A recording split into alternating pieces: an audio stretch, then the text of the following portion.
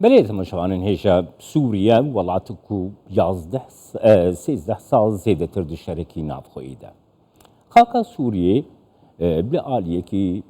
به عالیکاری رژیم به عالیکاری روسیه و ایرانی عالیک دن رژیم امریکا نافچه آنگو گلک هیز ل سرخاکا سوریه کو هر هیز اگجی خودی رولک طایبت الویدری. ل روجاوای کردستان جی ربع بریا خسر پیوندی لعالیه که هم لگل امریکا هم جی لگل روسیه هیا. اف بالانس چاوابری بدیچه. هم در باسی دورتموند بین دکتر رزگار قاسم نونری جوات سوریه دموکراتیک مساده او هر وها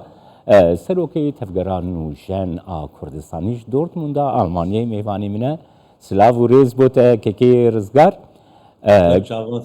که رزگار باکر روجلاتی سوریه هر وها روجاوای کردستانی کو ریو بریا خسر کنترل دکیده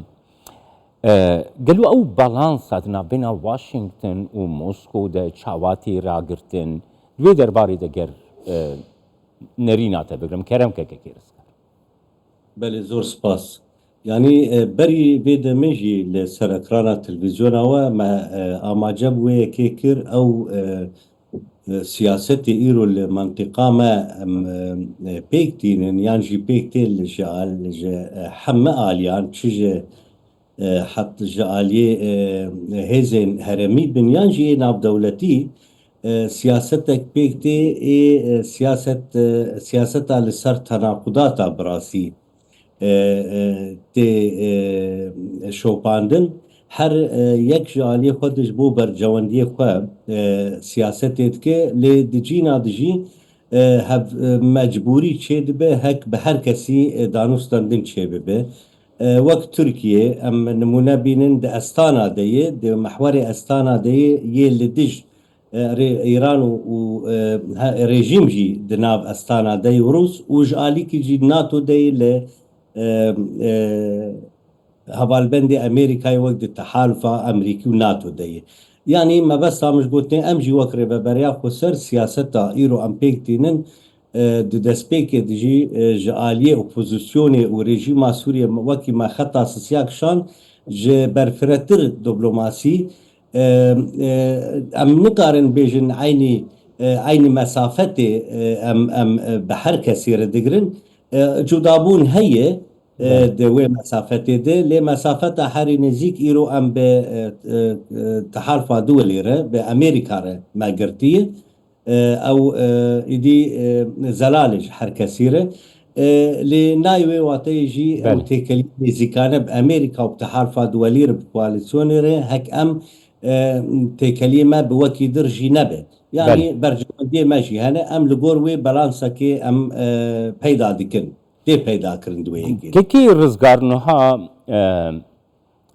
گاواگو پیوندین واشنطن وموسكو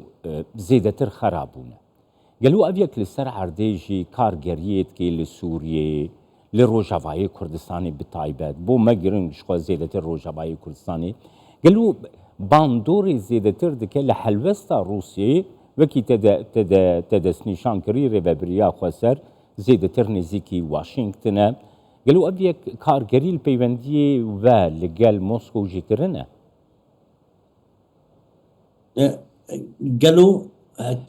يعني تسير لبيونديه و لقل موسكو بري بله زور سپاس يعني وكي او سياستي خو بيكتينن لغور برجواندي خو باش دزانن او صراع دنابرا امريكا وروسيا لروجلاتا نافين ونافاراس جميج ده هي ناف ايرو نواتاوي صراع لسوريا وكي او برجواندي خو سياستات كن جبو برجواندي خو بيغمان دزانن امجي خوديه منطقينه امجي روجاواي كردستان وباكور وجلات سوريا خوديه به منطقينه هاتن جمع بيغمان اوجي دزانن هك امجي سياست خو غور برجواندي خو دكن باندور براستي از بيجم باندور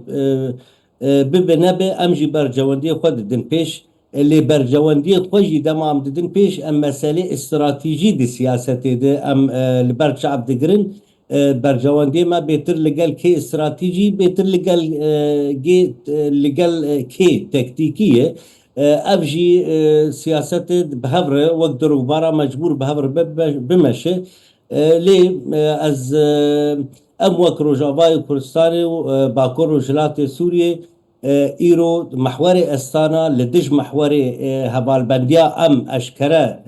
دناب دنه بێگومان ئەم دوی محواری بێترجێ خۆ دەگرن یانی بله دکتۆر ڕزگار دوزانەی gelek cara berpirsyarên Rûsyê Lavrov, Bogdanov ê ku zêdetir rewşa Sûriye ve jî mijûle dest nîşan dikin got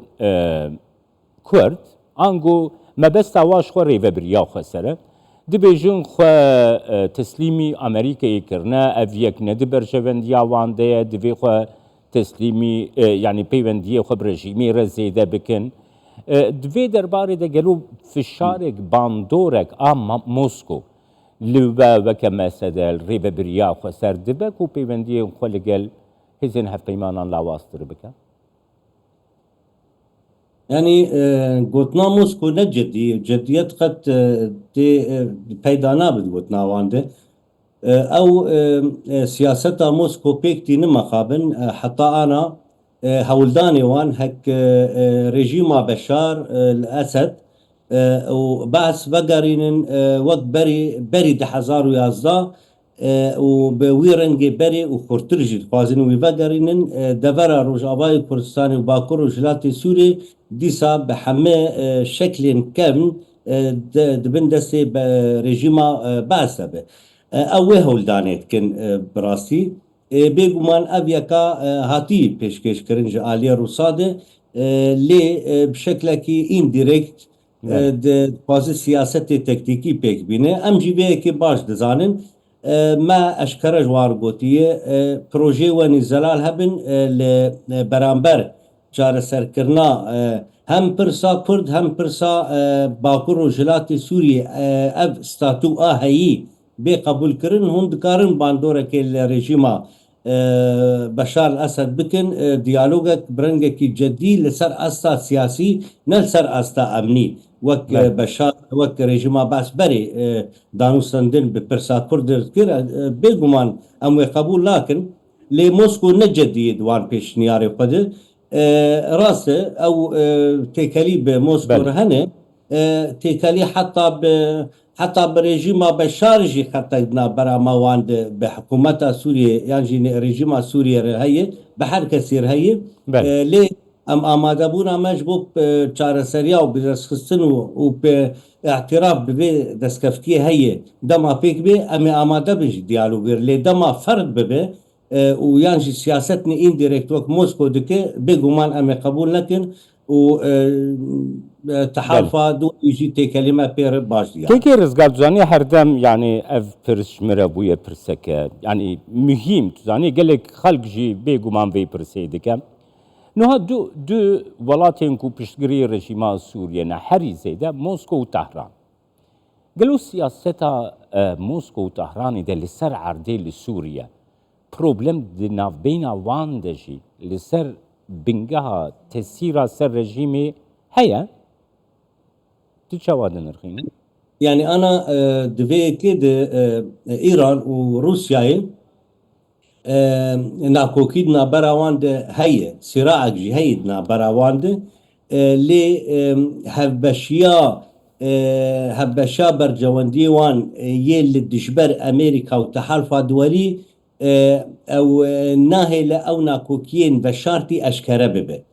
yani heta di rejîma Beşar de îro ev rejîma heyî hin zilamê yan jî hin zilamê ê Îranê hene û hin jî ê Mosko bêtir hene siraek veşartî heye lê tiştê nahê li ev nakokiyana û ev sira heyî di navbera wan de derkevin wek kerem kir ve amaje bi Amerîka bi Îranê û Mosko kir bi Tehran û Mosko rolek di Tirkiye jî tê didlîze di mihwerê Astana de ji ber di wir de hevbeşîk Tirkan jî bi wan re çê dibe يعني هون بارا خو بدنه بی استانا از خوازم تکذب کمش بو ویکی ده استانا 21 ده بری دمک نزیک همی انجام استانا ای درکتن همی لدج هرما باکور رجلات سوریه بود ناواروکا وی دیجی پرسا کرد بو و روجاوای کردستان بو يعني او بتايبت طهران وانقره بله بپشتگirtya روسیا و شخوا نظام رژیم دناوده او وی ارمان شخوار بله دگرن لی او ناکوکی از وک برسیب بردوامیش برسیب جپر ساوره بله او ناکوکی وسا اندیرکت آب شارتی از باور ناکم ببیرنگی بردوام بکه د افشار د نابرا ناکوکین ای گورد بن د نابرا ایران و امریکا و تحالف دولي د تایبت امریکا و تناقضات د نابرا رژیم ده هوالبند ای هوالبند بله موسکو دکتر هوالبند ای طهرانه و دمك از باور مو ندور به و اشکره به بله تایبت پشتی پیک آنینا اف بريارين كونغرس جبو مسألة بريد السير وجاج بو مسألة بله تطبيعي ونشرعيتها بشار الأسد ودم نزيك بورترب بالنار gelek نعم spas Dr. Rızgar Qasım نونرجفات سوريا ديمقراط مسد ألمانيا سروكي تفجر نوجنا كورسانيش دورتموند الجنة سباس